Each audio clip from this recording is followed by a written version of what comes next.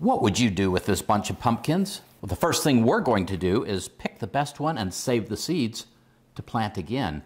Next, we're going to turn the rest of this into pumpkin pleasures, and some of these might surprise you.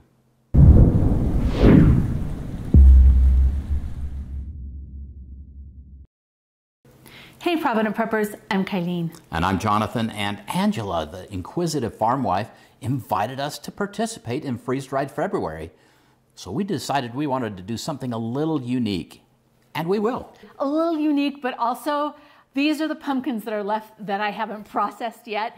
And we harvested them like the end of October, and it's now the end of January. So definitely it's time to start taking care of them. What would you do with pumpkins? Now, the first thing we did was we let the grandkids paint them for display on our front porch, but we used non-toxic paint. So all we'll do is we'll wash those up really good, make sure we're not using the peels, and we're good to go there. And I need to add a little disclaimer in here because I have been bah humbug of pumpkins. I've never liked pumpkins. I thought growing pumpkins was stupid. A waste of resources, to quote him exactly. Yeah, exactly. But I'm getting turned around here, and Mama's helping me see how it can turn into some pretty cool stuff. These pumpkins, and we probably had 3 times this many, that all grew just volunteer. So we dump scraps out to the chickens. So anytime I got the pumpkins, I just dump them out there, right? And some of them must have fallen on this side of the chain link fence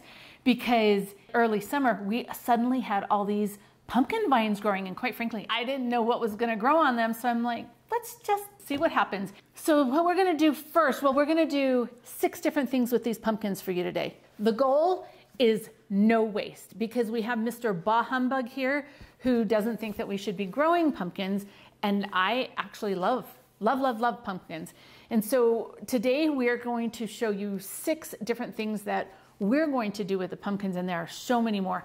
We're going to save the seeds. We're going to make pumpkin cheesecake bites that are freeze-dried that are amazing. And then we'll make pumpkin pie bites that are also super good. And then we're gonna just freeze-dry some cooked pumpkin.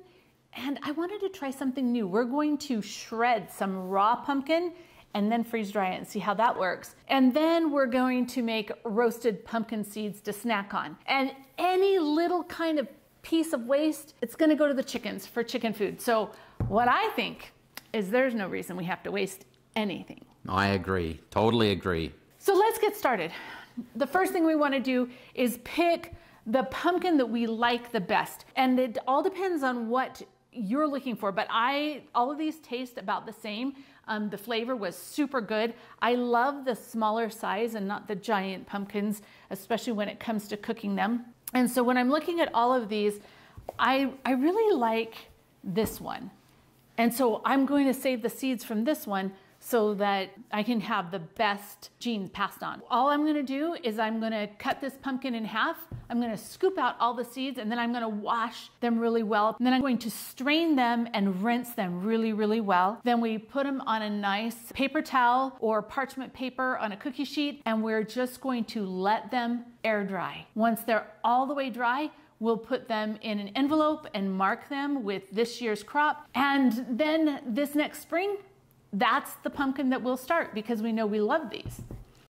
It's been a week and we're back. Give us an update, Mama. This is all this was, right on the parchment paper. This is all dried, ready to go in an envelope, and we have seeds that should produce the same kind of pumpkins next year. Now, we did some really fun things. The first thing that we made was the pumpkin cheesecake bites. All I did was I made our favorite recipe. We're gonna create YouTube shorts that have the recipes, so look for those. But I just made a cheesecake filling with pumpkin and I put it in the oven and baked it. After that, we stuck it in the freeze dryer, pulled it out, snacked on quite a few of them, and then put them in the bags. Now, normally I would not store anything long-term storage in these Mylar bags that have the see-through part on it, but because they're just for snacks, I think it works better. I use half the sugar that the recipe calls for, but that's me because I'm trying not to do much sugar, so you might want to use the full amount of sugar. And then there's the pumpkin bites. This is just the Libby's pumpkin recipe with half the sugar. And once again, I poured it into the silicone molds that Harvest Right has, and I baked them in the oven and freeze-dried them. This is freeze-dried cooked pumpkin. All we did for that was to cut up the pumpkin. We've already scooped out the seeds, and I put them in the oven to bake. Once they were baked, I let them cool just a little bit, and then I scraped the inside out, put it on freeze dryer trays, and stuck it in the freeze dryer. Now, this time, I tried something a little bit different. I wanted to see how freeze-dried raw pumpkin would turn out. So I peeled the pumpkin, and then I shredded this in a food processor, put it on the freeze dryer trays, stuck it in the freeze dryer, and it looks gorgeous. It's like shredded cheese. It tastes like raw pumpkin, but my goal with this is to just sprinkle some in soups or casseroles or any place that I want to add just a little bit of that pumpkin flavor and a lot of nutrition. Now, because of Johnny and his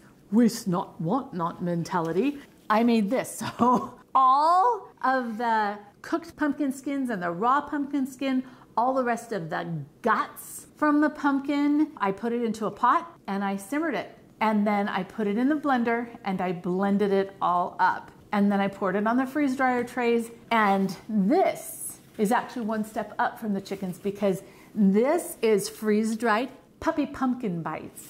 And so what I do is I just started putting it on their dog food. I always serve their dog food with water in it. And so I put the pumpkin on there, and Athena thought it was fantastic. So now she's getting like extra nutrients, and there is how much waste, Daddy? How much waste? How much waste? 0.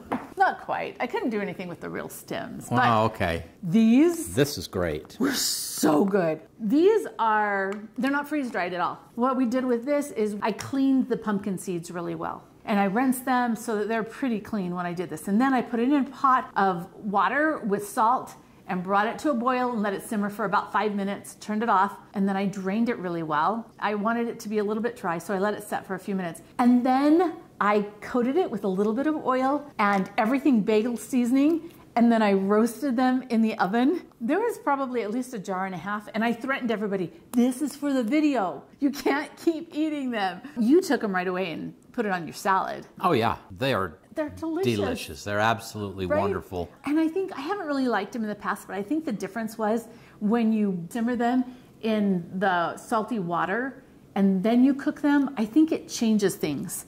So I would totally recommend doing that. We grew all these pumpkins. Now this is all shelf stable.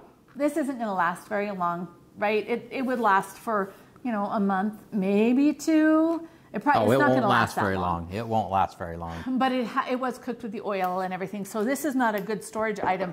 But these are all a fairly good storage item. But the really cool thing is now when I want to make pumpkin chocolate chip cookies or pumpkin chocolate chip bread, you notice there's always chocolate and pumpkin. They pair so well together. Of course, chocolate and anything with her pairs very well. But especially chocolate and pumpkin. So instead of having to go to all the work to cut the pumpkin or using canned pumpkin filling, now I've got a freeze-dried and it's readily available so I can add more nutrition and be happy about it. And one of the really cool things that just continuously amazes me, as we were looking at all the pumpkin seeds, I was thinking, this is like some grand pyramid scheme. Because, we have all these pumpkins and they'll grow even more pumpkins with more seeds. And it's like, grow a garden. You just can't lose. We want to thank Angela, the inquisitive farm wife, for letting us jump in on this great opportunity for freeze-dried February. This is completely awesome. And something else really fun is coming up. The grand giveaway is on March 6th, 2024. Go to the Inquisitive Farm Wife because it'll be on her channel at 6 p.m. Central Standard Time. And they've got a whole bunch of different giveaways. Maybe you can get freeze-drying stuff. So we want to especially thank all of the sponsors who donated because that's just really cool. Watch for the other videos throughout the entire month of February. There's Freeze-Dried February, and you can learn how to do really cool things with things that are pretty simple, like pumpkins. And now for the question of the day. What is your favorite pumpkin recipe? Share with us so we can have lots of pumpkin pleasures. Comment below. Thanks for being part of the solution. And bonus for any of them that have chocolate in them.